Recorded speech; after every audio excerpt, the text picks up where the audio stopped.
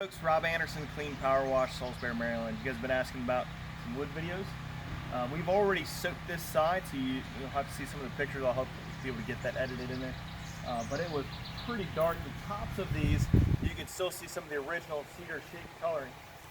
What we did on this is we basically put a 1.5% sodium hypochlorite mixed through our booster pump and proportioner and let it sit on there. We'd already wet the wood. So you can see it's already brightened up a good bit here. I'll show you this. At this point we're using a 25-15 tip.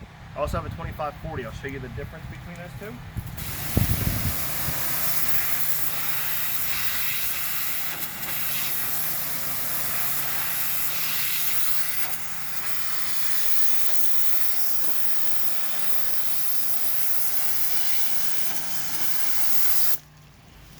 Now one thing, cedar is a softer wood, so it can fur up. You see this fuzzing a little bit here?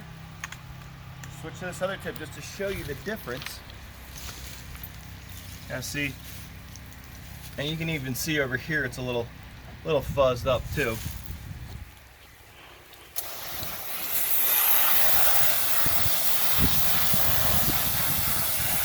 You can see those dead wood fibers are just spraying right off here.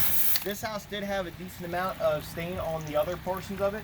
This side, it was just a completely different batch, but the stain either way is nowhere near as significant on this side as it is over here and on the other side of the building.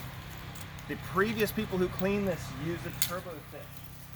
We'll show you a little bit over here, but you can actually kind of see a little bit of it.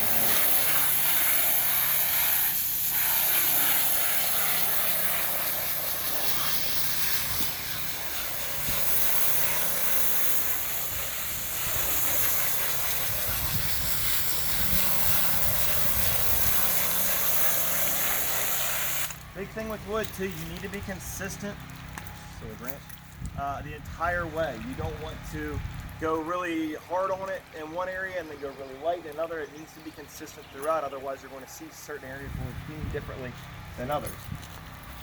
This again has already made a dramatic change from before we had actually put our cleaner on it. And again, you can see in here, you see where the turbo tips went through here. Whoever did this just absolutely obliterated it. It's actually a little bit worse over there.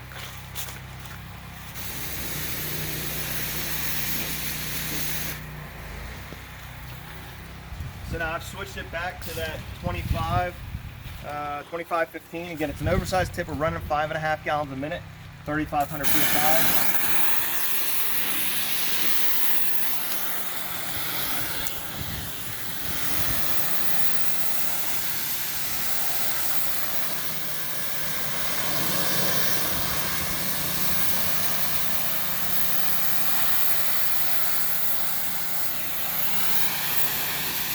The other big thing, obviously it's a 3D object, so we want to make sure that we're also still getting this bottom edge and that we're not still shooting this way and missing a section. It's just going to look sloppy and you need to get all of it cleaned off. But if you come up a little closer, you can actually see the difference at that edge between what's been rinsed and what hasn't. And then what we'll do is we'll actually come back and throw that acetone off.